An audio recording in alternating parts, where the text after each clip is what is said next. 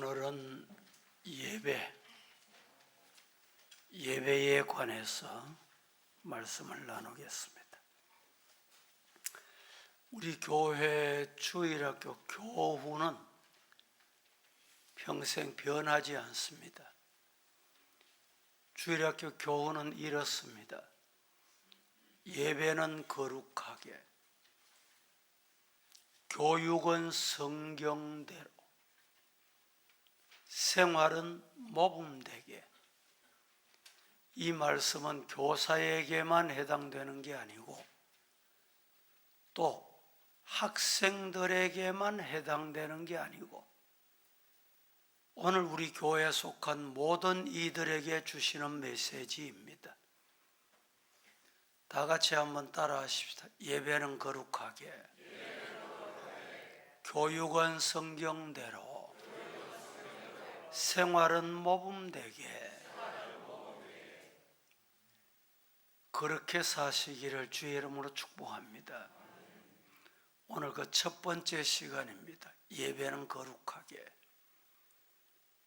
가정에도 예배가 회복되어야 됩니다. 가정에도 예배가 살아나야 돼요.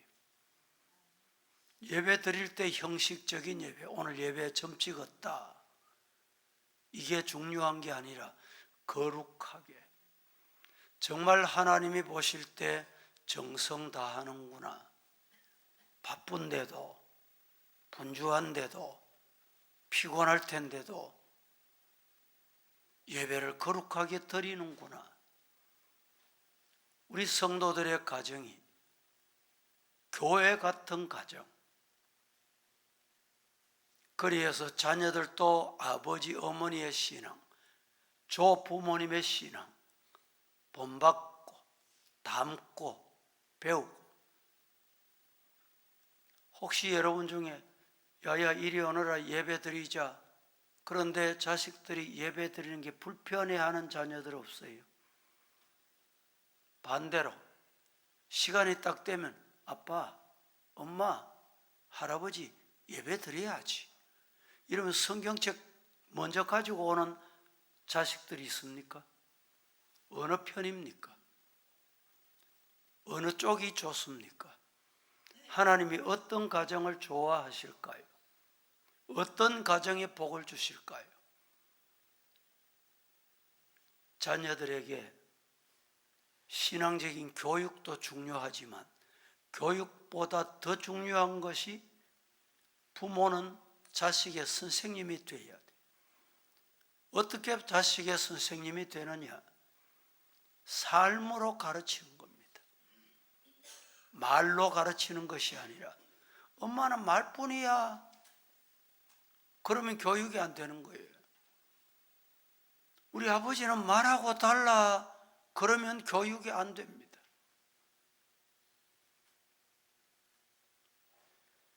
사사시대를 보면 그 시대 사람들은 어떻게 살았냐? 한마디로 자기 소견대로. 성경은 우리에게 이렇게 표현합니다. 그 시대를. 오늘 시대는 어떨까요? 오늘 시대도 사사시대와 똑같습니다. 자기 소견대로, 하고 싶은 대로, 가고 싶은 대로. 하나님의 뜻이나 하나님의 말씀이나 하나님의 계획보다도 내 감정, 내 생각, 내 마음대로 행동하는 시대를 자기 소견대로 이렇게 표현합니다. 그런데 이런 때 하나님께서 새 시대를 여시고자 새 사람을 세우십니다. 새 사람을 부르십니다. 새 사람을 사용하셨습니다. 오늘 이 자리에 우리들도 자기 소견대로 살아가는 시대지만 하나님이 우리 가정을 부르시고 이런 시대에 이런 가정이 필요하구나. 하나님께 쓰임받는 가정 되기를 예수님 이름으로 축복합니다. 그 가정이 어떤 가정이었느냐? 누구였을까요? 사무엘. 사무엘은 어떤 가정에서 태어났냐? 첫째, 예배하는 가정에서 태어났습니다. 자라다 보니까 어느 날 부모가 예배 드리자 그렇게 된 게 아니고 태어나서 보니까 예배가 있는 가정이었어요. 언제부터인지 모르지만 자신은 예배로 시작한 인생, 예배가 있는 가정에 태어났습니다. 얼마나 복됩니까? 오늘 우리 성도들의 가정도 예배가 있는 가정이 되기를 예수님 이름으로 축복합니다. 혹시 오늘까지 그렇게 되지 못했다면 오늘 이 시간 이후부터 그래, 우리 가정도 예배 있는 가정 돼야지. 뭐 하면 될까요? 결심하시면 됩니다. 시행하시면 됩니다. 실천하시면 돼요. 혹시 우리 가정에는 예수 믿는 사람이 나 혼자뿐입니다. 근데 어떻게 그렇게 합니까? 가족들이 다 지켜봐요. 나 혼자 성경책 들고 혼자 찬송 부르고 혼자 예배 드리세요. 아들 위해서 딸 위해서 기도하세요. 남편 위해서 기도하시고 안 보는 것 같아도 안 듣는 것 같아도 다 봅니다. 듣습니다. 아내가 무슨 소원이 있기에 그 예배에 무엇이 담겨 있을까? 자식들이 그 모습 보고 어느 날 책 들고 찾아올 거예요. 그 자리에 앉게 될 거예요. 그 자리에 함께 찬송하는 날이 오게 될 줄로 믿습니다. 그게 행복입니다. 그게 복입니다. 복 중에 축복입니다.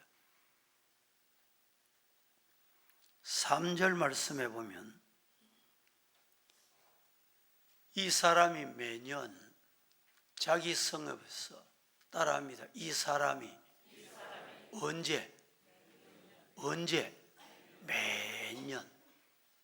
이 매년이라는 말씀이 1장에 3번, 3절에, 7절에, 21절에 매년. 이 말은 한 번 하다가 끝나는 게 아니고 한두 번 해보다가 중단하는 게 아니고 중단하지 않았다는 거예요.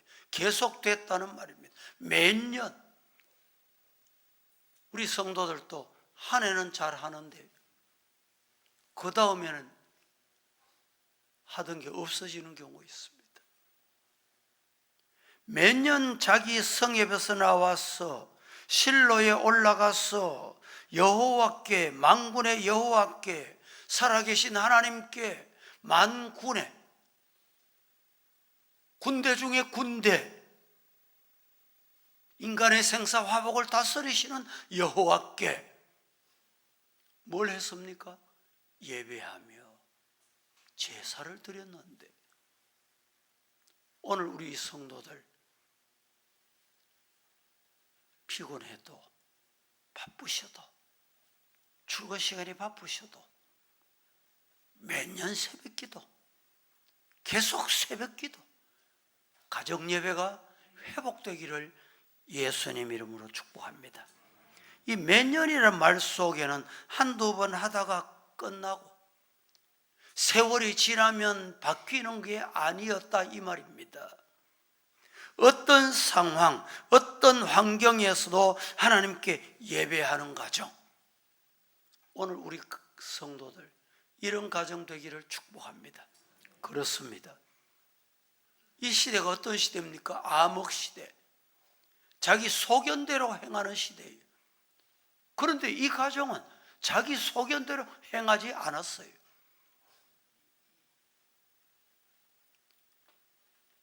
암흑기 사사시대를 지나서 하나님의 시대에 서임받는 가정은 바로 이 예배가 계속되고 말씀의 뿌리가 내리는 과정입니다. 환경에 따라 흔들리는 게 아니고 상황에 따라 변하는 게 아니고 뭐 늘 말씀드리지만 기준이 말씀이에요. 환경이 기준이 아니고 말씀이 기준이에요. 예배하는 과정을 통하여 하나님의 사람 사무엘이 태어나게 되고 그 사람을 통하여 하나님의 일을 펼쳐가십니다. 이 땅의 모든 일은 하나님은 다 사용하시지 않습니다. 누구나 다 사용하시지 않는다니까. 하나님이 사용하시는 사람, 변치 않는 사람, 기준이 말씀인 사람을 하나님은 사용하십니다. 할렐루야. 두 번째로 사무엘은 어떤 가정에 태어났습니까? 기도가 있는 가정이었습니다. 하나님이 어떤 가정을 쓰시느냐? 기도하는 가정을 쓰십니다. 엘가나 가정에는 오늘 본문에 두 아내가 있었다. 아내가 둘이었어요. 한나가 있었고 버닌나가 있었습니다. 그런데 버닌나에게는 아들이 있었고 한나에게는 자식이 없었습니다. 다시 말해서 이 가정은 문제가 없는 가정이었느냐? 아닙니다. 문제가 있는 가정이었다는 것을 말합니다. 어떤 문제입니까? 이 문제를 어떻게 해결했습니까? 오늘 우리 가정은 뭐가 문제입니까? 그 문제를 어떻게 풀어야 할까요? 오늘 이 가정이 이 문제를 어떻게 풀어갔습니까? 따라합니다. 하나님의 방법으로. 그게 신앙의 가정이에요. 성경의 방법으로. 기도로 문제를 푸는 과정이었다는 말입니다. 하나님께서 그 가정을 사랑하시어 기도로 문제를 풀려고 하는 가정에 찾아오셔서 기도하니까 하나님이 문제를 해결해 주셨습니다. 할렐루야. 그래서 그 가정이 시대를 이끌어가는 축복의 가정이 된 것입니다. 하나님께서 어떤 가정, 어느 가정을 사용하시느냐? 문제가 있으면 인위적인 방법으로, 내 방법으로 푸는 게 아니고 하나님의 방법으로 푸는 자, 즉 기도하면 하나님이 그 가정을 사용하신다. 우리 성도들 하나님께 쓰임받는 가정 되시기를 축복합니다. 문제를 인위적으로 인간의 방법으로 풀지 않고 기도로 문제를 풀자. 기도하면 하나님이 문제를 풀어주신 줄로 믿으면 뭐 할까요? 기도합니다. 다시 말할까요? 문제가 있으면 왜 기도 안 할까요? 하나님을 보지 않기 때문에. 세 번째, 사무엘의 가정은 하나님을 의지하는 가정이었습니다. 우리 성도들의 가정도 하나님 의지하는 가정 되기를 축복합니다. 6절 말씀에 여호와께서 그에게 임신하지 못하게 하심으로. 왜 한나가 임신 못했습니까? 왜 자식이 없었어요? 하나님이 임신하지 못하게 하셨고 하나님이 자식을 안 주셨기 때문인 것입니다. 생명은 하나님의 품에 있습니다. 여호와께서 그에게 임신하지 못하게 하심으로 그의 적수인 버닌나가 그를 심히 격분하게 하여 괴롭게 했다. 여러분, 가정에 괴롭게 하는 일이 있습니까? 교회 괴롭게 하는 일이 생겼습니까? 그때 오늘 본문에 어떻게 이 문제를 풀었느냐, 이 문제를 어떻게 해결했느냐 따라합니다. 하나님을 의지하자. 따라합니다. 하나님께 맡기자. 내가 덤벙대고 덤벼들다가 빠집니다. 넘어집니다. 구덩이에 빠집니다. 실족합니다. 하나님께 맡겨요. 하나님의 뜻이 있을 것이다. 하나님이 해결해 주실 것이다. 너무 다급할 필요 없어요. 하나님의 때가 있습니다.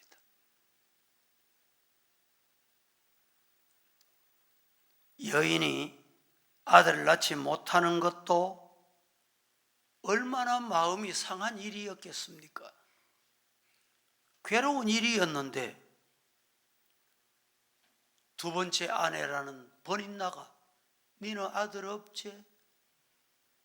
나는 아들 낳았다. 조롱하며 비웃은 것입니다. 다시 말하면 아들도 못 낳는 주제에 아마 이렇게 말했을 것입니다.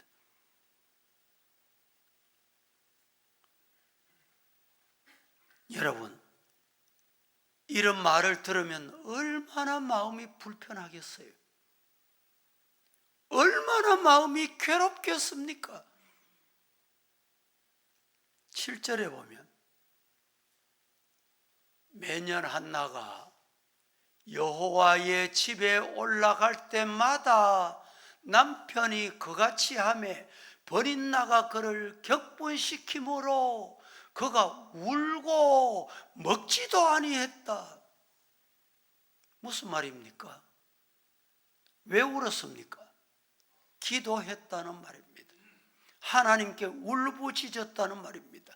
하나님을 의지했다는 말입니다. 먹지도 아니했다, 금식했다는 말입니다. 하나님께 울부짖고 기도했다는 말입니다. 문제가 있으십니까? 가정에 문제가 있습니까? 자식에게 문제가 있습니까?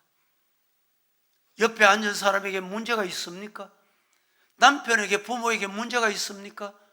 이렇게 하시면 돼요. 한나가 뭘 했습니까? 몇 년 어제 하던 것 오늘 또, 작년 하던 금년도, 지난달 하던 것도 이번 달도 특세 때만 하는 게 아니고 기도하십시오. 몇 년, 매달, 매일, 매시간 안 변했다는 말입니다. 기도 중단하지 않았다는 말입니다. 무슨 말입니까? 하나님 의지하면 된다. 하나님 의지할 것밖에 없다. 그렇습니다. 따라합니다. 하나님 의지할 것밖에 없다. 시작. 하나님 의지하시고 싶습니까? 울부짖으세요. 금식하세요. 어떻게? 몇 년. 어제 하다가 중단하지 말고 하루하고 끝내지 마시고 하나님의 집에 올라갔다. 올라가서 뭘 했겠어요? 기도한 겁니다. 누구 왔나 안 왔나 감찰하고 가는 게 아니고 하나님 만나고 가는 거예요. 하나님께 예배 드리고 가는 겁니다. 아마 이 정도 되면 보통 사람 같으면 머리에 띠두르고 입을 뒤집어 쓰고 끙끙 앓고 말이죠. 두고 보자. 버린나 한번 두고 보자. 그런데 한나는 그렇지 않았어요. 우리 성도의 모습이, 이 한나 같은 모습이 회복되기를 예수님 이름으로 축복합니다. 다시 말해서 하나님 중심 신앙, 하나님 중심 신앙생활, 하나님 중심 가정이 되시기를 주의 이름으로 축복합니다. 세상 중심적인 신앙생활 하시는 사람이 있습니다. 스케줄도 교회 중심, 하나님 중심이 아니라 세상 중심으로 스케줄을 짭니다. 어떤 사람은 자기 중심으로 삽니다. 내 기분에 따라서 교회 왔다가 갔다가 예배 드리다가 말다가, 어떤 사람은 문제 중심으로 신앙생활 하는 사람이 있습니다.